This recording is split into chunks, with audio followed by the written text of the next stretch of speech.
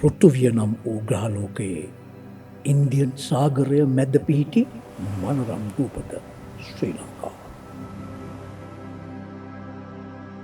මහාරාවනා යුගය දක්වා ඈත අතීත උරුමයද යක්ෂ රාක්ෂ දේව නාග සිව්හෙළ පරපුරේ ප්‍රෞಢත්වය. තේරවාද බුදු සමය මූලික කොටගත් සියලු සංස්කෘතියන්ගෙන් පෝෂිත වූ ශ්‍රී ලංකාව. මෝසම් වැසි දෙකකින් වසරකට දෙවරක් මහා වර්ෂාවක් ලබන ලොව අඩුම ගුරුත්වාකර්ෂණය සහිත භූමිය සසරිබර සිරිලක. මහා සයුරු පරයන බැව් දහස් ගණනකින් දියවර ලබන ඈත රජදරුවන්ගේ යුගයේ පටන් ස්වයංපෝෂිත වූ මේ දේශයේ පාරම්පරික උරුමය මුළු මහත් ලෝකයාටම ඇස් පනාපිට ගෙනහැර දක්වන්නට රට මැද නාව්ද නාලන්ද ගෙඩිගේ නම් වූ ස්මාරක සීමාවේ මින්නේරි දෙවියන් ලෙසින් ගරුබූමන් ලබන මාසෙන් රජ නිම වූ අතීත ඇලහැර යෝධ ඇලෙන් තියවර ලබන වර්තමාන මොරගා කන්ද ජලාශය මගින් පෝෂිත ඇලහැර සීහද පරිසර ගම්මානය නරඹන්න එන්න.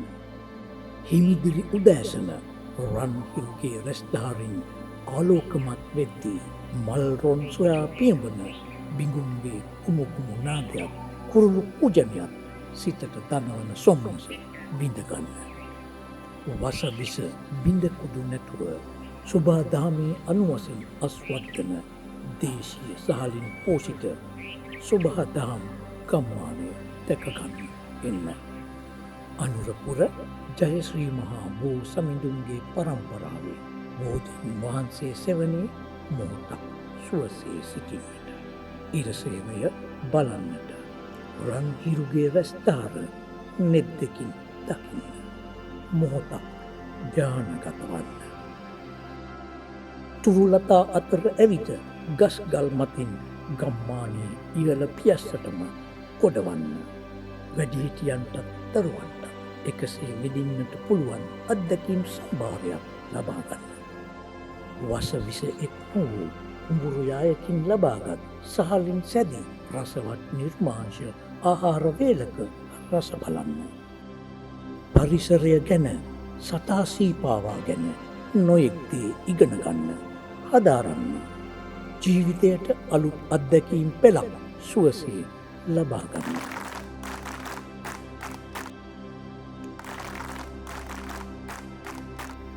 ඉගෙන ගන්න සතුටු වන්න නිමෙන්න එන්න. ඇලහැර සීහෙළ සොබාදම් ගම්මානය. මේ ආයතන සීහෙළ ගම්මානය. මේ ගම්මානය හදන්නේ පුහුණුවීම සඳහා. ඕනම කෙනෙකුට තමන් කැමති පුහුණුව තෝරගෙන මෙතෙන්ට එන්න පුළුවන්. කාට හරි ඕනේ නම් අනාගතේ අංගම්පොර ඉගෙන ගන්න පුළුවන් මෙතන. කාට හරි ඕනේ නම් මෙතන කුසිකර්ම ඉගෙන ගන්න පුළුවන් මෙතන. කාට හරි කඳුනගින්න ඉගෙන ගන්න ඕන නම් ඒකත් පුළුවන් මෙතන. කාට හරි වනාන්තරය තේරුම් ගන්න, වනාන්තරයත් එක්ක කතා කරන්න, ගහකොළ එක්ක කතා කරන්න. මොකද අපිට ඉස්සෙල්ලා පෘථිවි අයිතිකාරයෝ ඒගොල්ලෝ අඳුර ගන්න ඕන නම් ඒකත් පුළුවන් මෙතන කරන්න. මාළුව හුඟක් ඉන්නවා. ආන්දු හුඟක් ඉන්නවා. පුළුවන් ඒගොල්ලොත් එක්ක කතා කරන්න. ඒගොල්ලෝ බලන්න. ඒගොල්ලොත් එක්ක දවස ගත කරන්න. ගග්ගේ බහැලා පුළුවන්. ජලද සාක අඳුර ගන්න ඕන. වැව් පොකුණු. ලොකු වැව් නැතුණාට ඊට සමාන පුංචි වැව් හදනවා. මොකද පොකුණ වැව විලයත්ලා තියෙන පරතරයකට ගන්න. ඒවත් ඉගෙන ගන්න පුළුවන්. කාට හරි ඕනනම් හාන්න හරක් අල්ලගෙන මගුල අල්ලගෙන හඬෑරේ කියාගෙන ඒකත් පුළුවන්. කාටවත් කරන නෙලන්න නෙළුම් කවි කියන්නේ. නෙළුම් කවි කියන කට්ටියත් එක්ක එකහුව වෙලා ඒ සංස්කෘතිය ඉගෙන ගන්න. ඒකත් පුළුවන්. පුංචි ළමයින්ට තමගේ පුංචි කාලේ අම්මගේ පුංචි කාලේ අම්මගෙන් අහපු පුංචි කාලේ නැත්නම් තාත්තගේ පුංචි කාලේ තාත්තා කියලා දුන්න පුංචි කාලේ නැවත දකින්න ඕන. ඇවිල්ලා ගමට ඒකත් පුළුවන්. ඒකම සුන්දර රාත්‍රිය ගත කරන්න. තරු ගණන් කරන්න. තරු අතර මනසේ යන්න. කැමති නම්. ඒක ගැඹුරුම අවස්ථාව තාරකා විද්‍යාව. තාරකා විද්‍යාව ඉගෙන ගන්න කැමති නම් ඒකත් පුළුවන් කරන්න. තාරකා විද්‍යාවෙන් නවතින්නේ නැතුව පුළුවන් තාරකාගාමී දිලිසීම. ඒ දිලිසීම නිසා නොයෙකුත් දේවල් වෙනවා. අපි දන්නවා ප්‍රධාන තාරකාවේ සූර්යයාගේ දිලිසීමෙන් රැය දවල් හැදෙනවා විතරක් නෙමෙයි. රැයට ගස් නිදා ගන්නවා විතරක් නෙමෙයි. දවල්ට ගස් අවදි වෙලා වෙන බව විතරක් නෙමෙයි. ඊට සමාන බොහෝ දේවල් සිදු වෙනවා. ඒ තාරකාවේ තියෙන ආලෝකයෙන්. ඒ තාරකාවේ ආලෝකේ ග්‍රහලෝක වලට වැදිලා ග්‍රහලෝක හරියට ටෝච් එකක් අල්ලනවා වගේ පෘථිවියට එල්ල කරනකොට එතන සිදු වෙන්නේ මොකද්ද? ඒකත් ඉගෙන ගන්න පුළුවන් මෙතන. ඒකම කැලෑ නීතිය. කැලෑවට නීතියක් තියෙනවා. කැලෑවේ නීතිය බලය. බලය තියෙන එක කියලා දෙන්නවා. දැන් අද කැලෑ නීතිය වෙන පැත්තකට හැරුණත් හැබැයි කැලෑ නීතිය ඒක. එතකොට ඒ කැලෑ නීතිය කියන එකත් ඉගෙන ගන්න පුළුවන්. කැලෑ නීතිය බල ගන්න වෙන්නේ කීයද? අවසානයෙන් පස්සේ. 6 උදේ 6 වෙනකන් කැලේ සතුන්ගේ ලෝකයක්. ඉතින් ලොකුම සතා අලියාගේ ඉඳලා මේ පුංචි සත්තු ඉන්නේ මීයෝ වගේ අය. එතකොට මේක පිඹුරා වගේ සත්තු ලොකු උරගේ. එතන මේ පුංචි හාල් දන්ටට නිකන් සත්තු අඳුර ගන්න පුළුවන්. දකින්න පුළුවන්. ඔන්නම් කෙඹුලක් ඉන්නවා. කෙඹුලත් එක්ක අපි ගනුදෙනු කරන්න ඕනේ නැහැ. කෙඹුලලේ ඉන්නවා. එතකොට කෙඹුලා එලලා අවුව තබින්නේ කොහොමද? කොහොමද ගොදුරු දිහා බලා ඉන්නේ? කාලයක් ඉවසීමෙන් බලා හිටියේ එහෙම දර්ශනයකුත් දකින්න පුළුවන්කම තියෙනවා. රැලි වෙනකන් හැරලා ඉන්න පුළුවන්. අලින් කොහොමද කුංචනාද කරන්නේ? කොහොමද හොරාලි වෙවිදින් හොරෙන් කෑම කන්නේ? කොහොමද පැල්වල ඉඳලා ඒව බලන්නේ? කොහොමද පැල්වල ඉන්න අය ඒගොල්ලෝ පන්නන්නේ? සිව්පදකී කිය. දුප්පත්කම නිසායි වෙල්පත් නින්නේ. දුක්දෙනි අලි ඇතුම් පන්නා යවන්නේ. මේක එක සිව්පද කියන්නේ එක පැලයක එක පදයක් කියනවා. ඒ පදේ අල්ලනවා අනිත් පැලේ කියනවා. එහෙම පැල හතරම සිව් පදේම කියවෙලා ඉවරයි. ඒව බලන්න පුළුවන් අපේ සංස්කෘතිය. උගන්වනවා. ඊට අමතරව ගැඹුරු දේවල්, ගැඹුරු විද්‍යාව අනාගතේ ඉග පුළුවන් මාසයකට එක දවසක් හරි වෙලා ඉගෙන ගන්න. ඔය කන්දේමහගමයා වගේ ආයතන. ඒගොල්ලන් පුහුණුවෙන් ලෑස්ති කරනවා. ඒ පුහුණුවෙන් ඒගොල්ලෝ ලෑස්ති කරනවා නම් ඒගොල්ලන්ට පුළුවන් මේ ආයතනය පාවිච්චි කරන්න ඒ සඳහා. එහෙම තැන් බලන්න මේ ආයතනය සීහල සබාදහන් ගම්මානේ මම හදන්නේ. අනාගතයට මේ පුංචි දෙවන පෙළ කියන්නේ දෙවෙනි પરම්පරාවට. නැති වෙලා ගිය තමගේ සීයලාගේ પરම්පරාවේ තිබුණු බොහෝ සංස්කෘතික ලක්ෂණ නැවත ඉගෙන ගන්න පුළුවන් මෙතෙන් දැවිලා. ඒ විතරක් නෙමෙයි තව ලස්සන දේවල් තියෙනවා. අනාගතේ අපි සැලසුම් කරනවා. කොහොමද බෙර ගහන්නේ? කවුද බෙර ගහන්නේ උගන්වන්නේ? අපි දන්නවා නිත්‍යවිල ගුණය. පණි බාරතලා නැටුවා.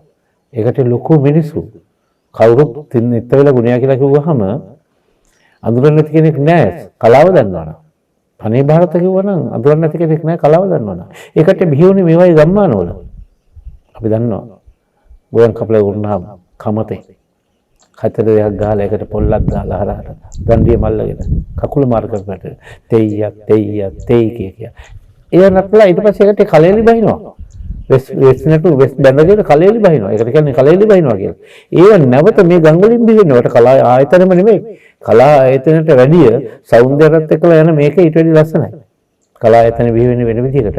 නමුත් මේවා බිහිවෙන්නේ වෙන විදිහකට. අන්න ඒ වෙනුවෙන් ඇත්තටම සීහල ගම්මානය හදනවා. මම ඒකට ලොකු මගේ බලාපොරොත්තුව හදලා ඉවරයි. තා බොහොම පොඩ්ඩයි. ඒක සබාදහමට ඉඩ දෙන්න ඕනේ. ගහක් මට ඕන වේගෙන් වර්ධනය කරන්න බෑ. ඒ වර්ධනය වෙන්න කාලයක් දෙන්න ඕනේ. එහෙම වර්ධනය කරන්න ඒවත් අපි දන්නවා. ගහක් වර්ධනය වෙන්න කලින් බිම මාස 6කින් ගෙඩි හදෙන්න ඕනේ ඒවත් දන්නවා. ඒවා අපේ සංස්කෘතියේ තිබුණේ ඒවා. ඒවත් මේකේ උගන්වනවා. කෙම්පහන් විදි. එතකොට මේ යන්ත්‍ර මන්ත්‍ර ඒවට මොකද ශක්තියින් එකතු කරලා ශාකයට අතුල් කරනවා. ඒවත් උගන්වනවා. රුක්ෂ ආයුර්වේදෙත් උගන්වනවා. ශාක ජීවීන් ලැබුණාම එතනත් tie ශාක ජීවියෙක් එක තියෙන්නේ වාපිත්සෙන්. වාතය ලැබුණාම කඳ ගැට ගහන හොයාගන්න පුළුවන් වෙන්න ඕනේ. සෙම වැඩි වුණාම කොළ ගැලවෙනවා. අත පුපුරනවා සෙම ගලනවා. අඳුර ගන්න පුළුවන් වෙන්න ඕනේ. පිට වැදුනම කොළ කහ වෙනවා. අඳුර ගන්න පුළුවන් වෙන්න ඕනේ. ඒකට වෙදකම් කරන්න ඕනේ. ඒක රුක්ස ආයුර්වේදය. ඒකත් අනාගතයේ මෙහි පාඨමාලාව. බුදුරජාණන් වහන්සේ තරම් ශ්‍රේෂ්ඨ චරිතයක් මම අද වෙනකන් දැකලා නැහැ. දැකලා නැහැ කියන්නේ අධ්‍යයනය කරලා නැහැ. චරිත තියෙනවා. ඒ චරිත ඇස්සේ මම කවදාත් ආදරය කරපු බුද්ධ චරිතයට අදත් මම ආදරේ. නමුත් උන්වහන්සේට ප්‍රශ්නයක් ආවා. පාරලෙයක වනයේට වැඩම කළා. ඇයි ඒ? තමන් හදාපු සංඝ සමාජය තුළ ඇතිවෙච්ච ගැටලු නිසා කලකිරුණු බුදුහාමුදුරුවෝ පාරලෙයක වනයේට වැඩියා. උදව් කළා. ඇතෙක් උදව් කළා. වඳුරේ ඒ වෙලාවේ මතක් වෙනවා. මේක මතක් වෙච්ච මටත් ගාමීය පන්සල් වල අපි දන්නවා දායක සභාවත් එක්ක අරගල කරගන්නවා. සහෝදර සංඝයා වහන්සේලාත් එක්ක ප්‍රශ්න ඇති කරගන්නවා. සැබෑවටම ධර්මය හොයාගෙන යන අය කලකිරෙනවා. එහෙම ස්වාමීන් වහන්සේලා. උන්වහන්සේලාට ඇවිදින් වැඩම කරලා හිත නිවා ගන්න කුටි තියෙනවා. බුද්ධ ප්‍රතිමාව තියෙනවා. බෝධිය තියෙනවා. චෛත්‍යය තියෙනවා. වනාන්තරය ඇස්සේ සංඝයා වහන්සේලාට වැඩි ප්‍රශ්න තියෙන ගිහියන්ට පොඩි කාලේ ඉඳලම තමන්ගේ ළමයින්ට උගන්වනවා. ලෝකේ තියෙන ප්‍රශ්න හින්දා ආර්ථික ප්‍රශ්න හින්දා ඒ ළමයි අසරණ වෙනවා. ඒ අසරණ වුණාට පස්සේ දෙමව්පියන්ට සලකන්න බැරි වෙනවා. දෙමව්පියන් ළමයින්ට බරක් වෙන්න කැමති නැහැ. හිත නිමා ගන්න ඕනේ. ඒ කියන්නේ උපාසක උපාසිකාවන්ට. ඉස්සල්ලාම කතා කළේ භික්ෂු භික්ෂුණීන්ට. උපාසක උපාසිකාවන්ට තියෙනවා. ඔයස්සේ තරුණයන්ට මානසික ආතතිය ඇති වෙනවා. මම දකිනවා කීප දෙනෙම මේ දවස්වල මගත් එක්කලා ඉන්න ඇවිල්ලා. ඒ ඇවිල්ලා ඒගොල්ලන්ට ප්‍රශ්නයක්, සමාජ ප්‍රශ්නයක්, මානසික පීඩනයක්. උම්මත්තකෙක් වෙන්නත් පුළුවන් මේ විදිහට ගියොත්. ඒගොල්ලන්ට තියෙන්නේ මේ ආරණ්‍ය සේනාසනයේ සඳහා කර 7ක විතර ප්‍රමාණයක්.